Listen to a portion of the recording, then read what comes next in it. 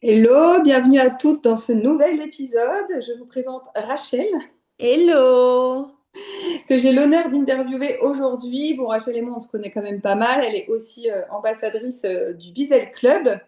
Elle est là depuis le début, à nos côtés. Et aujourd'hui, elle va venir avec sa casquette de chef de projet communication et événementiel qui aide les TPE et PME à structurer leur stratégie, déléguer intelligemment leur communication via un réseau freelance et à booster leur croissance.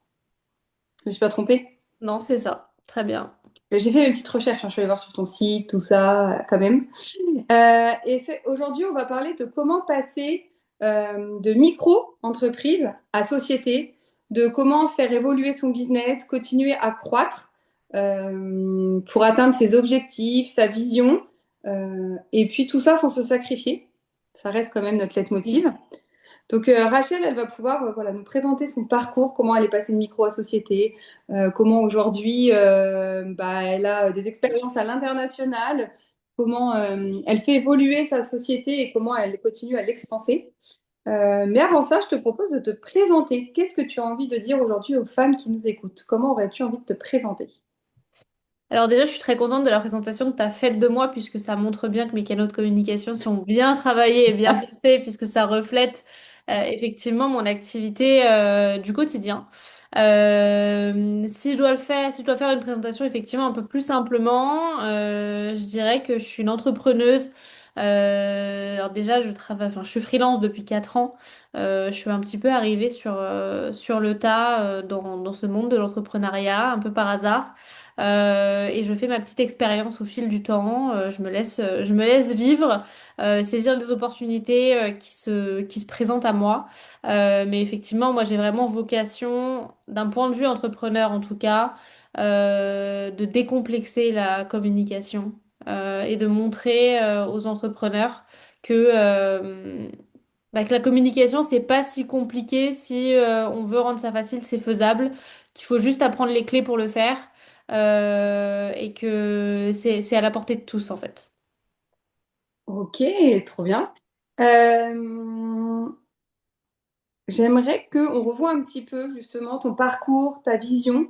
Euh, et donc, comment toi t'es passé, parce qu'au début, tu étais finalement, quand tu as commencé il y a 4 ans, un peu par hasard, comme tu dis, tu étais social media manager, si je ne me C'est trompe ça. pas, et tu deviens tout d'un coup, enfin tout d'un coup, pas comme ça du jour au lendemain, mais tu choisis de te diriger vers chef de projet avec une vision 360 dans la communication et de cibler plutôt les TPE-PME comme clients. Ouais, en partie. En fait, donc effectivement, moi, quand je me suis lancée social media manager, à savoir que du coup, j'ai une formation quand même qui est vraiment communication 360. Quand je me suis lancée dans l'entrepreneuriat, j'ai suivi aussi un coaching où, ok, on s'est dit, est-ce qu'il vaut mieux pas se spécialiser sur un canal? Enfin, sur un métier vraiment, donc social media manager? Est-ce qu'on reste sur cette casquette de chef de projet, chargé de communication 360? En 2021-2022, le social media m'intéressait vraiment, donc j'en ai choisi d'en faire ma spécialisation. Et au travers des contrats que j'ai eus avec différents clients, en fait, très naturellement, ils me demandaient plus que les réseaux sociaux. Donc c'est vraiment un pivot d'activité qui a été travaillé à la fois assez naturellement et évidemment côté stratégique ensuite, notamment grâce au Bizel et au séjour PAF d'octobre 2024 déjà. Et en fait, voilà, c'est aussi la réalité des choses de dire que il n'y a pas que les réseaux sociaux dans la communication, qu'on a rarement besoin que des réseaux sociaux pour développer sa communication. Donc, j'ai voulu sortir de cette branche spécialiste social media pour reprendre ma casquette un peu plus large, un peu plus chef de projet. D'autant plus que les réseaux sociaux, de mon côté, ça commençait à m'essouffler, ça m'intéressait quand même beaucoup moins qu'avant.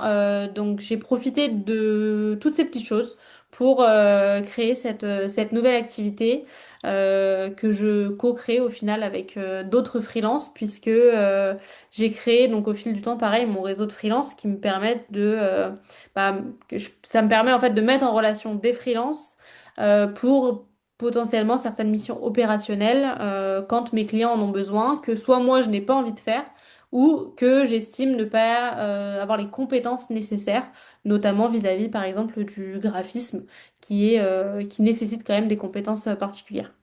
Ok. Et qu'est-ce que tu as eu justement, qu'est-ce qui t'a marqué dans cette transition?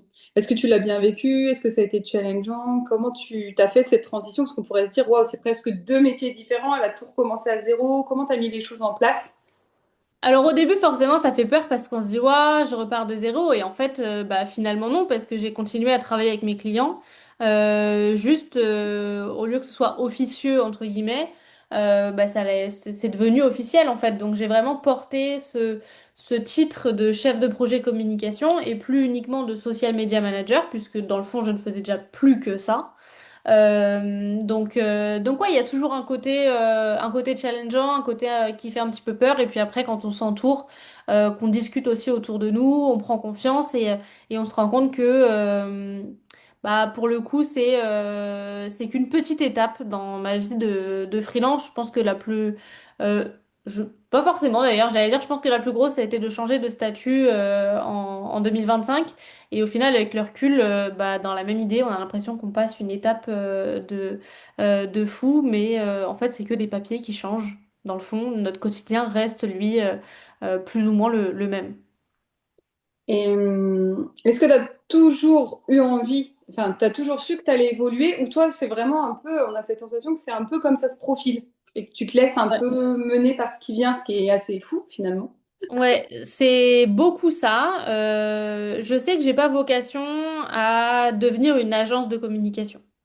Je veux garder le côté très humain que j'ai avec mes clients. Je suis leur interlocutrice principale, sauf quand ils sont en contact avec d'autres freelances pour certains projets.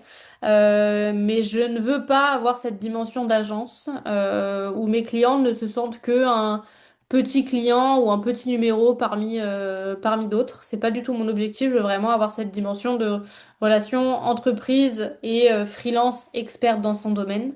Ouais, je me suis bah déjà je suis arrivée comme je l'ai dit au début, hein, je suis arrivée dans l'entrepreneuriat un peu par hasard.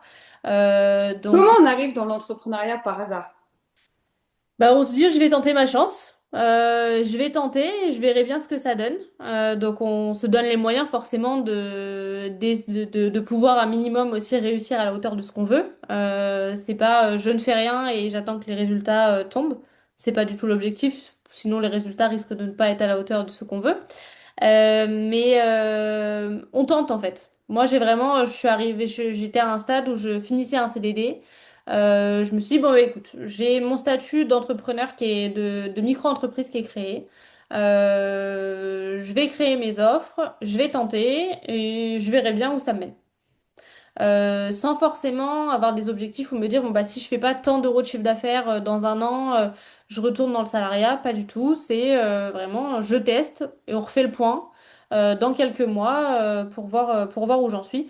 Au final, j'ai mis les moyens nécessaires pour trouver des clients. J'ai trouvé des clients. Mes collaborations se passent très bien. Elles continuent pour certaines. Elles se sont arrêtées pour d'autres. Mais je fais mon petit bout de chemin, ma petite expérience avec les envies que j'ai sur le moment. Euh, et si jamais demain j'ai une opportunité salariée, moi je suis pas du tout fermée à l'étudier. Ça veut pas dire que je dirais oui comme ça. Évidemment, tout s'étudie. Pareil, si demain je me rends compte que j'ai plus envie de travailler dans la communication, que j'ai envie de travailler dans autre chose. Bah, dans la même idée, j'étudie et puis je vois le pourquoi du comment et ce que je peux en faire. Mais ouais, c'est vraiment au flot de mes envies et de ce qui se présente aussi à moi. Ok, donc t'as pas forcément une vision entrepreneuriale, enfin t'as pas l'âme d'une entrepreneuse, c'est vraiment j'ai tenté, pour l'instant ça me va bien et on verra ce que ça donnera sur le long terme. C'est ça. Donc, comment tu trouves cette... Parce que souvent, on dit quand même que, tu sais, c'est les objectifs qui drive, qui donnent envie, qui permettent d'avancer. Donc, comment Ouais. toi, tu te motives à justement aller chercher des nouveaux clients, à continuer à développer ton business, à lever la croissance de celle-ci, parce qu'on sait que ton business croît. Donc, qu'est-ce qui te donne envie, en fait? Qu'est-ce qui te permet d'aller chercher ça si c'est pas de te dire que bah, ce sera l'agence ou que tu veux plus de clients ou plus de chiffre d'affaires? Il y a forcément quand même des objectifs, une vision en tout cas. Ce qu'on peut appeler à moyen terme, plutôt sur l'année.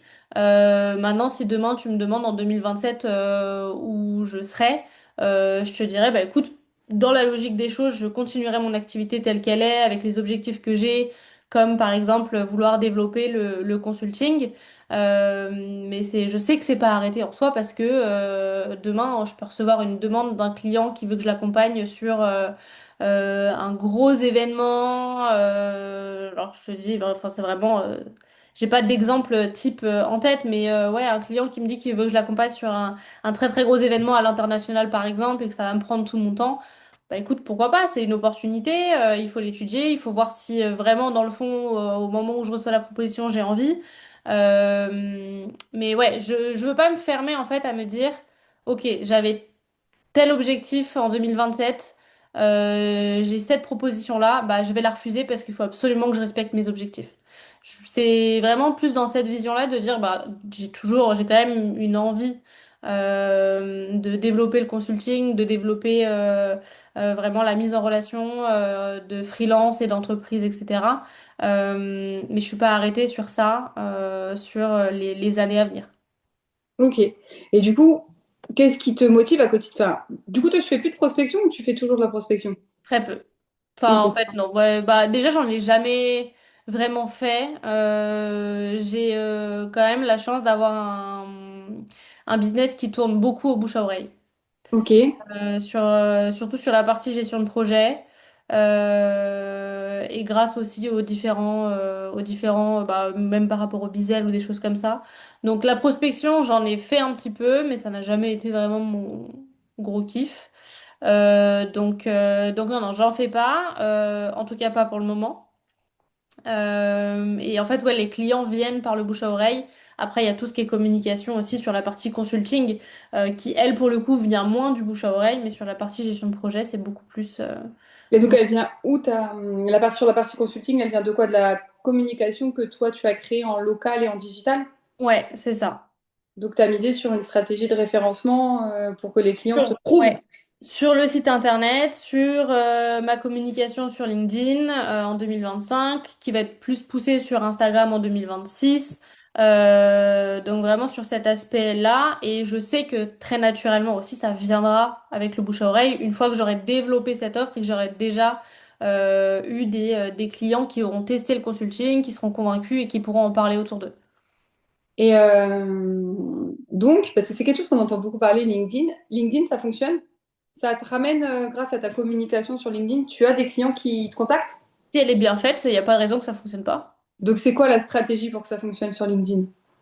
Il faut parler à sa cible, être actif, mais être actif ne veut pas forcément dire que être créateur. Il faut interagir avec sa cible aussi, de par les commentaires, les likes, les repartages, les messages privés.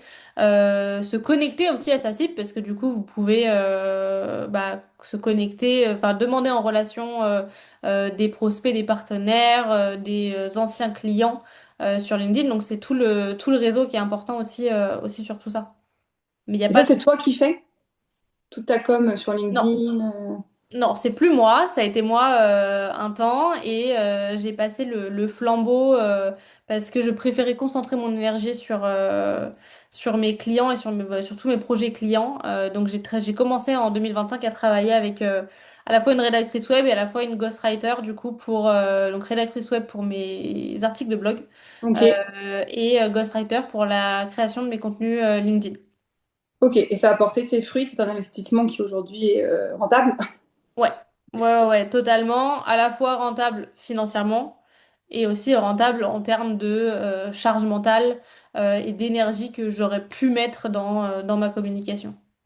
Et à quel moment tu conseillerais aux femmes qui nous écoutent de commencer à réfléchir justement à déléguer peut-être une partie de leur communication ou d'investir dans peut-être des assistantes virtuelles, enfin en tout cas de réfléchir à ok, est-ce que je continue à faire tout toute seule Ou est-ce que pour mon expansion, ça peut être intéressant que je commence à me développer? Est-ce que toi, tu as attendu d'avoir un certain nombre, un certain chiffre d'affaires? Est-ce que tu as attendu que ton agenda soit plein? Qu'est-ce qui t'a fait sauter le pas de te dire, OK, bon, là, c'est bon, je vais essayer, j'investis pour me décharger de cette partie? Principalement, c'est la procrastination. OK, Soit qu'on repousse une tâche un peu trop de fois, un peu trop longtemps, c'est peut-être parce qu'on n'a pas vraiment envie de la faire, pas parce qu'on a décidé de prioriser autre chose ou qu'il y a eu une urgence sur une autre tâche. Mais si on voit qu'on y passe plus de temps qu'on ne le devrait ou qu'on eût passé par le passé, c'est qu'il y a peut-être quelque chose à creuser. J'ai Forcément, le chiffre d'affaires a été un élément de décision sur le fait de déléguer. Maintenant, en fonction de ce qu'on choisit de déléguer, ça a plus ou moins c'est un plus ou moins gros investissement. Donc, je pense que c'est pas tant au niveau du chiffre d'affaires qu'il faut attendre pour savoir si on veut déléguer, mais je dirais même que si dès l'instant où on commence à se poser la question, c'est peut-être qu'il faut creuser le sujet un peu plus. ouais, OK. Et qu'est-ce qui t'a fait passer justement de micro-entreprise à société? Qu'est-ce qui t'a dit, qu'est-ce qui t'a fait sauter le pas? Est-ce que tu as juste atteint les plafonds où tu te dis, bon, bah, du coup, il faut que je change de statut? Ou est-ce que tu y pensais déjà? Est-ce que c'est aussi parce que peut-être que, bah, on connaît aussi les limites hein, de la micro-entreprise? Enfin, je vous invite en tout cas à vous intéresser, si vous ne les connaissez pas, aux limites de la micro-entreprise, notamment en termes de protection, mais pas que. Qu'est-ce qui, toi, t'a fait passer ce cap? Qui est tout récent. Ouais, j'ai fermé ma micro-entreprise le 31 mai 2025, donc j'ai ouvert ma société le 1er juin 2025. Donc Ah, là, on est dans la première année. voilà, T'as j'ai pas encore clôturé clôturé, le premier. si j'ai Si. clôturé le premier, je l'ai fait sur 6 mois. Ah, ok, t'as Donc fait un du coup, année. j'ai Oui. fait, ouais, c'est sur l'année. Donc j'ai clôturé au 31 décembre 2025 mon premier bilan. Et qu'est-ce qui m'a fait sauter le pas? Alors, j'y réfléchissais déjà depuis un petit moment. J'ai pas déplacé les plafonds. J'ai changé de statut avant même de déplacer les plafonds. C'est aussi important de savoir que c'est possible et qu'on peut, ouais, on n'est pas limité sur ça. En fait, je me posais la question parce que je commençais du coup à travailler avec d'autres freelances et quand on est en micro-entreprise, on peut pas déduire de charges. Donc il y avait ce problème aussi un petit peu déduction de charges où ça devenait limite très limité pour moi. Et même si ça me faisait peur de changer de statut, et je pense que c'est pour ça que j'ai mis presque 4 à 5 mois avant de vraiment me lancer dans le changement de statut, parce que en fait, c'est ce que je disais au début, on a l'impression que on va gravir une montagne en changeant de statut, alors qu'en fait, pas tant que ça, c'est juste un autre mode de fonctionnement, on réfléchit différemment, les calculs sont pas les mêmes. Mais ça, je l'ai compris parce que bah, je me suis entourée et que j'ai notamment, suite à une masterclass du Bizel, fait un consulting avec une expert comptable où on a fait le point, vraiment, on a fait l'état des lieux sur mes charges, mon chiffre d'affaires, mes objectifs, mon prévisionnel de 2026. Et on a voilà, juste étudié de dire, OK, quelle est la meilleure solution pour le moment? Au final, ce qui s'est révélé, c'est de fermer ma micro-entreprise et de changer de statut, donc de passer en société. Et donc voilà, ça fait 6 mois que j'ai changé de statut. Et très honnêtement, alors au début, j'avais l'impression vraiment de rentrer dans la cour des grands. Et en fait, avec le recul, bon bah, juste administrativement, ça change quelques petites choses. C'est beaucoup plus agréable vis-à-vis des charges, le fait de pouvoir déduire des charges, de travailler avec d'autres freelances. Moi, ça faciliter ma collaboration avec les autres freelances pour ça. Donc c'était une super décision, mais au-delà, vraiment sur le côté administratif, franchement, bon, bah, c'est juste plus moi qui fais mes déclarations de TVA et de chiffre d'affaires, quoi. Jamais j'aurais aimé faire ma déclaration de TVA. Waouh. Donc, je suis très contente que la comptable elle fasse tout pour moi. Enfin, tout, presque, parce qu'on fait quand même une partie. Mais en vrai, on ne fait pas beaucoup plus. Enfin, c'est différent, c'est un autre Ouais. mode de fonctionnement, mais moi, je trouve que c'est aussi, bah, pour avoir passé le cap, du coup, maintenant, il y a presque 3 ans, parce qu'on est dans la troisième année de la société, je trouve quand même qu'il y a ce côté. Moi, ça m'a quand même permis de me dire, ah ouais, je suis chef d'entreprise. Moi, ça m'a quand même permis de stratégiquement réfléchir un petit peu autrement aussi en Moi, termes je l'étais déjà. d'investissement, de voilà, tu l'étais peut-être déjà, mais il y a Ouais, beaucoup de micros qui ne le sont pas bien sûr. forcément. Et donc, du coup, comment je... Ouais, moi, j'étais plus dilettante. Je sais que je faisais partie plus des micros, j'étais plus dilettante, tu vois, que vraiment chef d'entreprise. Et ça m'a aidé de changer de statut. Mais effectivement, je trouve que c'est hyper intéressant. Renseignez-vous, allez voir. Il y a des rendez-vous gratuits, il y a des rendez-vous qui sont payants, mais parfois ça vaut le coup d'investir 250 ou 300 euros pour savoir le meilleur statut et gagner sur le long terme. Parce que moi, je coach parfois des femmes qui se rendent compte au bout de 3, 4, 5 ans de l'argent qu'elles ont perdu à être en micro, en fait. Donc, C'est ça, la micro, c'est très bien pour se lancer selon le métier qu'on a. Pour le coup, moi, en prestation de service, j'avais juste un ordinateur au début. J'avais vraiment pas besoin d'investissement. d'investissement. Mais effectivement, c'est sûr que pour certaines activités, la micro-entreprise, elle peut très, très vite être limitée. Et le mot société fait peur, mais au final, la micro-entreprise, c'est une forme de société aussi, hein. Ah bah oui, ça reste une Voilà. entreprise. Moi, Donc, je dis toujours, du moment que tu as un numéro de siret, tu es entrepreneur, tu voilà. as une entreprise. C'est ça. Donc après, les statuts sont différents, mais dans le fond, on reste chef d'entreprise, peu importe le statut qu'on a. Et justement, cette entreprise, donc tu te lances il y a 4 ans, les clients arrivent, ça match plutôt bien, ça croît, tu as ce levier de croissance, cette croissance qui se fait. Et est-ce que tout de suite c'est naturel pour toi de te dire il faut que je structure ma croissance? Et donc justement, bah, peut-être commencer à déléguer des choses pour te concentrer sur les clients, comme tu disais, pour que les clients viennent plutôt que de prospecter, justement, changer de statut, etc. Ou est-ce que c'est quelque chose qui s'est fait sans forcément que tu y réfléchisses? Ça s'est fait surtout quand j'ai ressenti le besoin de devoir structurer mon business en me disant, OK, je suis quelqu'un de très organisé dans le perso et là, je sentais que dans le pro, je perdais un peu le contrôle de mon organisation. Et je me suis dit, OK, c'est pas normal, il faut y remédier. Et donc, c'est là que j'ai commencé vraiment à m'entourer, à travailler avec une OBM, à travailler avec quelqu'un pour faire mon site internet parce que du coup, bah, il y a aussi une notion de dire je ne peux pas gérer toute seule et de toute façon, je suis convaincue qu'on ne peut pas grandir et croître seul, qu'il faut vraiment s'entourer. Euh, donc ouais, c'est vraiment à un moment donné où je me suis dit, ok, là tu perds le contrôle, tu prends du retard sur certaines choses, tu oublies de faire certaines choses, ok, donc qu'est-ce que tu peux faire pour régler ce problème-là? Comment tu peux faire, avec qui tu peux travailler pour ça? Et je continue hein, de structurer mon business encore aujourd'hui. Là, je travaille avec une experte en organisation, je sais même pas trop comment on peut, quel est son terme exact d'ailleurs, mais qui est vraiment expert Notion, qui m'accompagne sur justement créer un espace Notion collaboratif pour travailler avec tous mes partenaires, pour mieux m'organiser au quotidien, pour tout centraliser. À un certain stade, en fait, on peut plus être éparpillé à droite à gauche. Et même si, genre, c'est même pas à un certain stade, en fait, parce que du coup, même au début, on se dit, bon, bah, j'ai mes factures ici, j'ai ma communication sur tel logiciel. Et puis j'ai d'autres choses ailleurs. Et en fait, on s'éparpille dès le début. Mais dès l'instant où notre temps, lui, devient un peu plus limité parce que bah, il faut qu'on se concentre sur notre cœur de métier parce qu'on a de plus en plus de clientèle aussi, bah, on se rend compte que bah, peut-être que s'éparpiller au début, c'était un petit peu problématique finalement et qu'il aurait fallu structurer son business dès le début pour être super serein dès l'instant où son business évolue. C'est pas toujours ouais, hyper facile de structurer, ça peut faire peur, effectivement. Mais moi, je trouve qu'il y a aussi des manières simples de le faire. Et peut-être qu'on peut parler un petit peu justement parce que je suis pas sûre que toutes celles qui nous écoutent connaissent, qu'est-ce qu'une OBM et l'intérêt pour toi d'avoir fait appel à une OBM, qu'est-ce que ça t'a permis d'avoir? Parce que parfois, on est un peu perdu. Même moi, des fois, je suis là, alors je me dis, putain, il faudrait. Bon, moi, en vrai, il me faudrait une assistante qui fait plein de choses pour moi.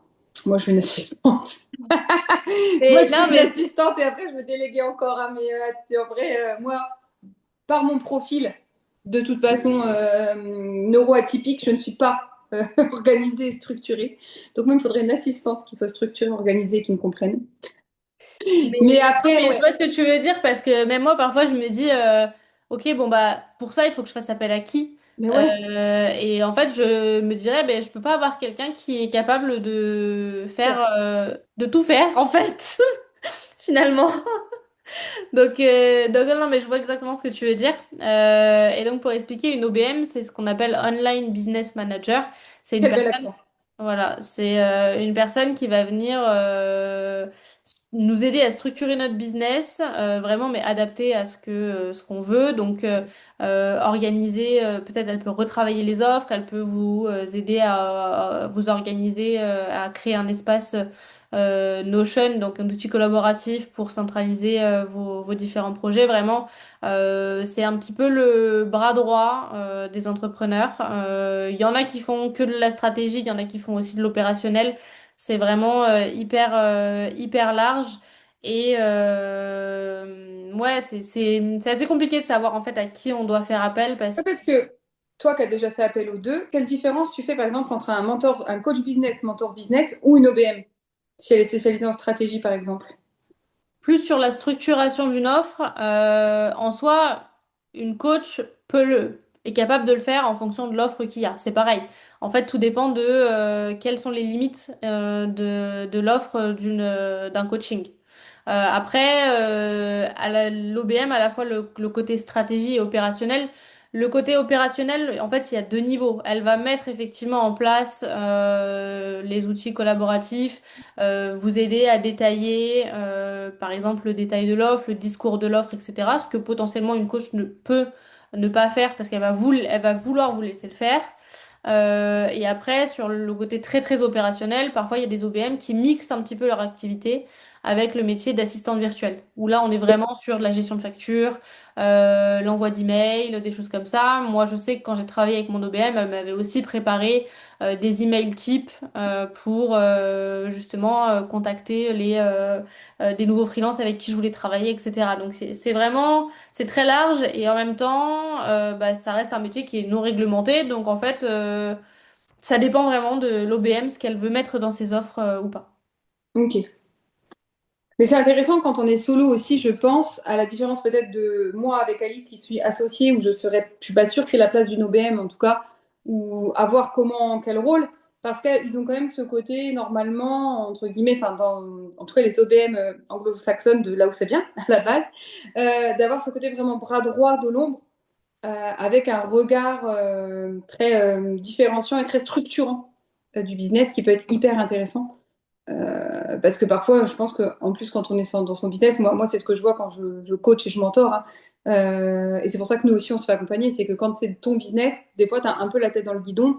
Même toi, avec la com, tu as beau savoir-faire, bah, prendre quelqu'un qui fait pour toi, ça te permet de prendre du recul que parfois, t'arrives pas à faire. C'est ça. Et c'est exactement ça. Et c'est exactement pour ça que je travaille avec d'autres experts de la communication et que je le fais sans aucun problème, vraiment. Et je le crie haut et fort sur tous les toits s'il faut. Parce qu'encore une fois, on travaille mieux en équipe que seul. Qu'on a tous aussi nos visions et nos idées. On suit tous les tendances plus ou moins rapidement. Donc ouais, c'est hyper important d'échanger en fait avec des personnes aussi qui font le même métier que nous. Parce que il y a peut-être des choses qu'on loupe, que ce soit sur le marché, sur les tendances, sur plein de choses, hein. Et ça nous ouvre aussi l'esprit d'échanger avec des personnes qui effectivement, pour le coup, partagent les mêmes valeurs que nous, mais qui font aussi le même métier parce que elles voient le marché plus ou moins de la même façon, enfin, plus ou moins, pas dire comme nous, mais elle le voit évoluer aussi. Ok. Et justement, toi qui délègues, mais qui a aussi créé un réseau de freelance, euh, est-ce que tu peux nous donner des astuces pour bien déléguer et trouver peut-être la bonne personne à qui déléguer? C'est compliqué de trouver Ça peut être compliqué de trouver la bonne personne.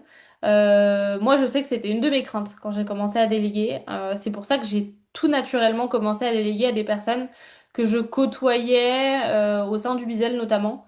Donc j'ai pu découvrir un petit peu aussi les personnes au travers des visios du Bizel ou des apéros du Bizel à Orléans ou à Reims parce que j'ai travaillé aussi avec des freelances que j'avais rencontrés à Reims.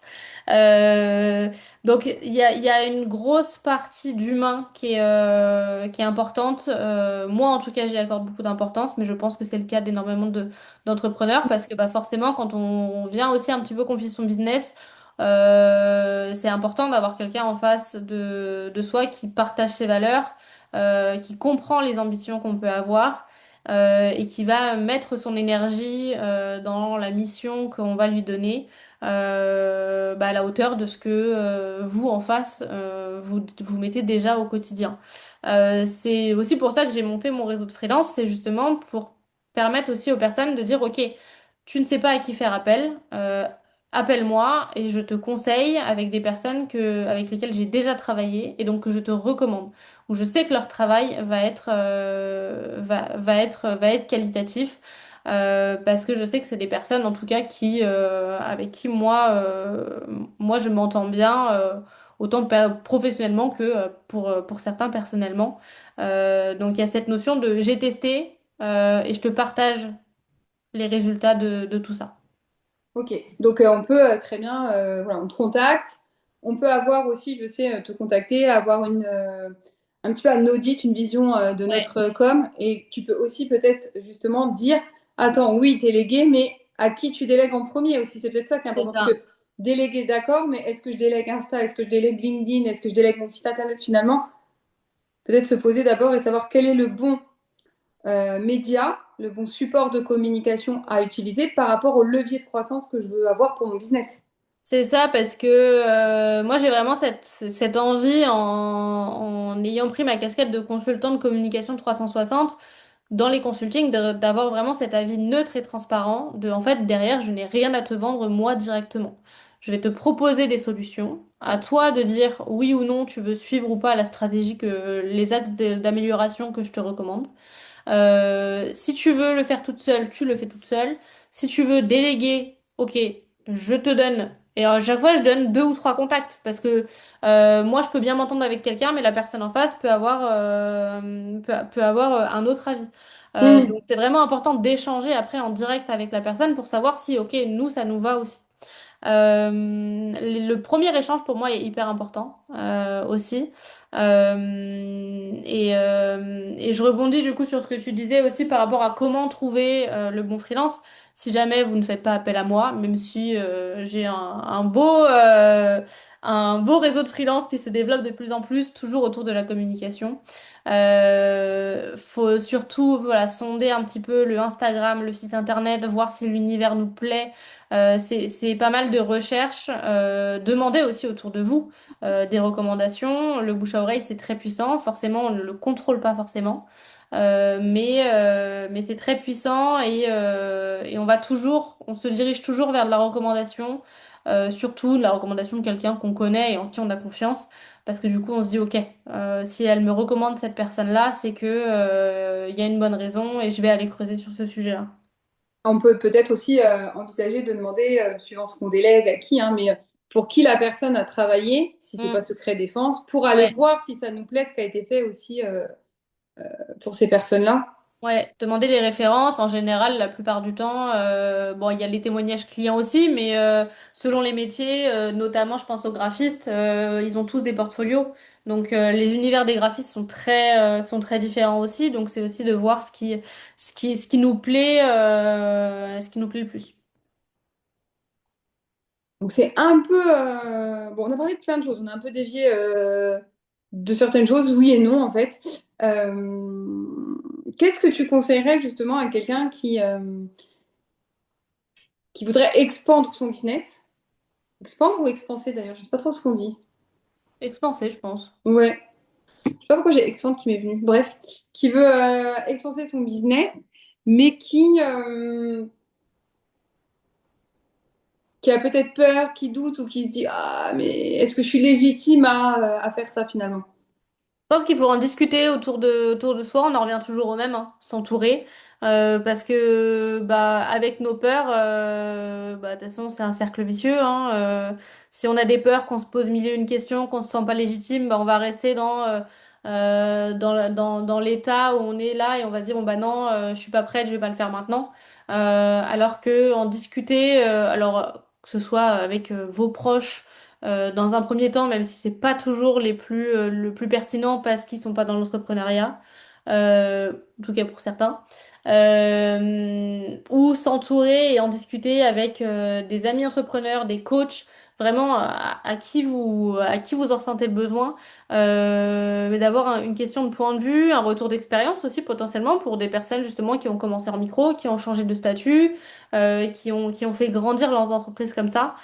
Pour moi, c'est vraiment essentiel de juste pas rester en fait avec ces craintes. Parce que bah, forcément, hein, si on reste avec ses craintes, on n'avance pas. Et donc justement, tu parlais de s'entourer de personnes qui ont vécu ces choses-là ou de choses un peu essentielles à faire aussi quand on veut développer son business. Qu'est-ce qu'il y a pour toi vraiment d'essentiel? Je sais pas s'il y a trois choses que tu devais dire si vous voulez développer votre business, assurer votre croissance. C'est quoi pour toi les trois choses à faire? Travailler en équipe. Ok. C'est le premier point. Moi, j'ai vraiment grandi comme ça, à travailler en équipe, que ce soit sur différents projets clients ou même au niveau entrepreneur pour mon business à moi. Euh, Travailler son mindset, que j'aurais même pu mettre en numéro un. Parce que bah, forcément, si on n'a pas un mindset qui veut voir les choses en grand, bah, on va rester sur du petit ou sur le niveau qu'on a actuellement. Donc tout part de là, hein, que ce soit de la communication ou même de son business en général, tout part de l'état d'esprit. Et ça, je l'ai aussi appris, appris tout au long de ces 4 années d'entrepreneuriat. Et je réfléchis pour le troisième, mais pour l'instant, j'ai rien qui me vient en tête. Ok, bon, on peut prendre le fait d'être entouré que tu avais dit avant C'est aussi, ça. qui peut être important. Qu'est-ce que tu aurais envie de partager? Sur quoi tu aimerais terminer ce moment passé ensemble? Bah, je crois qu'on va revenir toujours au même, mais c'est vraiment, et en fait, ça va combiner un peu avec les deux choses que j'ai dit juste avant. Travailler son mindset, c'est vraiment l'élément essentiel selon moi. Si on veut vivre de son activité à la hauteur de ce qu'on veut, c'est vraiment de dire, ok, est-ce que j'ai le mindset qui est accordé avec mes ambitions? De d'oser faire les choses, de tenter. De toute façon, on n'a rien à perdre. Selon votre activité, en tout cas, là, je pense la plupart des personnes qui nous écoutent ne sauvent pas des vies. Donc on peut se tromper, on peut vouloir retourner en arrière, rien n'est figé. Il faut juste oser, tenter, se lancer, s'entourer et vivre ce qu'on a à vivre. Moi, j'aime bien, là, dans ce que tu viens de partager, on n'en a pas trop parlé, mais de ce côté, en tout cas, si on veut vivre de son business et à la hauteur de ce qu'on veut, moi, je pense que finalement, la première des clés, c'est ça, c'est de savoir à quelle hauteur tu as Mm, envie que ton business te rémunère. Parce que parfois, je vois des entrepreneurs mettre tellement d'énergie, travailler tellement dur pour un business qui rapporte que dalle, mm. que je me dis, mais pourquoi? Et en fait, souvent, c'est juste un problème d'alignement et de mindset. Parce que voilà, le monde de l'entrepreneuriat, c'est quelque chose qui est aujourd'hui un peu soit idéalisé, Ouais. soit vraiment insécurisé. Ouais, je pense il y a un peu des deux. Il y a un peu des deux selon les profils qu'on a. Et pourtant, bah, il y a un juste milieu, hein. On a l'impression, effectivement, je le vois beaucoup où on entend beaucoup dire le temps est dur pour les entrepreneurs, mais alors pour certains, c'est sûrement le cas et je le conçois totalement. Mais c'est pas le cas pour tout le monde. Non. Il y a des projets qui réussissent, il y a des personnes qui vivent de leur activité très très bien. Et si on a envie de se lancer dans l'entrepreneuriat, il faut pas s'arrêter à nos peurs et à ce côté. Non, mais de toute façon, l'entrepreneuriat, en ce moment, ça marche pas, il faut pas le faire. Ouais, je pense il faut réussir à sortir de ça. Il faut pas non plus idéaliser le monde de l'entrepreneuriat Mm. où tu vas forcément gagner 10 000 euros, avoir ton agenda de rempli. et où finalement tu as une meilleure... alors j'allais dire oui et non, parce qu'en fait, tu n'as pas forcément une meilleure qualité de vie en tant qu'entrepreneur. Si tu le regardes qu'au niveau de la rémunération, après, tu peux Ouais. peut-être des fois avoir une meilleure qualité de vie et une rémunération plus faible que si tu étais salarié, mais parce que tu as aussi voilà, la liberté d'esprit, la possibilité de faire ce que tu veux, une organisation en termes de temps. Voilà, donc c'est toujours un juste milieu. Faut pas non plus croire tout ce qu'on voit sur les réseaux Mm. sociaux. Ouais. Attention au syndrome de l'objet brillant. Mais ce qui est surtout intéressant, et je pense que c'est un peu d'être, moi j'aime beaucoup ta lucidité. Euh, on est très différentes en termes d'entrepreneuriat, parce que moi je suis entrepreneuse dans l'âme, je ferai rien d'autre, Ouais. et moi j'ai une vision. Par contre, j'aime beaucoup ce côté, euh, j'en suis là, j'étudie tout ce qui est possible. Par contre, j'en suis là et je vais pas me contenter de ça. Je veux quand même avancer parce que j'ai des projets, j'ai des envies, j'ai des besoins et mon entreprise doit me permettre d'y arriver, quoi. C'est exactement ça. Je me repose pas sur mes lauriers, j'avance dans la direction que je veux suivre. Par contre, s'il y a une opportunité qui croise mon chemin, bah, je vais m'arrêter pour l'étudier. Et moi, je pense que de toute façon, l'entrepreneuriat n'est fait que Mm. d'opportunités et de possibilités qu'on saisit ou qu'on ne saisit pas. Mais un peu comme le salarié, en fait. Enfin, la vie est faite Ouais, c'est ça. d'opportunités. Et voilà, après, plus ton mindset est ouvert et plus tu vois les opportunités, plus tu peux les saisir. Parce que parfois, les opportunités peuvent faire peur. Mm. Mais moi, tous mes leviers de croissance, autant personnels que professionnels, ont toujours été des opportunités qui sont venues comme ça un jour sans que vraiment je m'y attende, quoi. Et que j'ai su saisir et qui m'ont permis, en fait, d'expanser, soit perso, soit pro, soit des fois les deux. Même si en vrai, je sais pas ce que tu en penses, mais parce que tu parlais mindset avant qu'on conclue, je l'ai dit il y a pas longtemps à une nana sur Insta, je pense que le meilleur coach en dev perso, c'est l'entrepreneuriat. Ouais, bah, je pense que j'ai énormément appris et grandi grâce à l'entrepreneuriat. Plus que si j'avais été salarié pendant ces 4-5 dernières années. Ça, pour le coup, j'en suis convaincue parce que il te faut une certaine autonomie. Tu travailles toute seule, il n'y a personne au-dessus de toi. C'est toi la chef. Donc ça, c'est sûr que pour moi, ouais, on apprend énormément en étant entrepreneur. Et ouais, je remettrai ça, je ne cracherai jamais sur l'expérience que j'ai acquise depuis 4 ans. Et après, on évolue aussi, hein. J'avais pas le même mindset quand je me suis lancée.